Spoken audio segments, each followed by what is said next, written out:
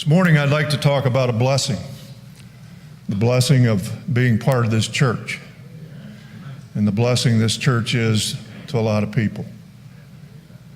As I thought about this testimony, I really enjoy watching people who love God faithfully coming to church. And as I thought about this testimony, I beforehand thought about a special group of people. And I wasn't really sure how I was going to go about it because I didn't want to embarrass anybody, but ironically, one of the people that I'm thinking about passed away this last week. His name was Richard. He used to sit back there. And I don't know how long Richard's been coming to our church, but it's been a long time. My wife had him in shepherd's class many years ago.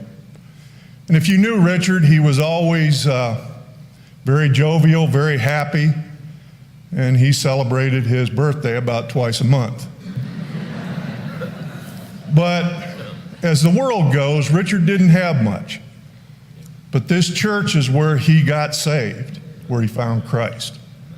This church is where, through his faithful attendance, he learned to love God, and I believe he did love God. And if you look at the typical social settings that we normally have, you'll find that he wouldn't have fit into very many of them, but he did fit into our church. He was part of it. And I think that just goes to prove that when God ordained the church, it was a very unique thing.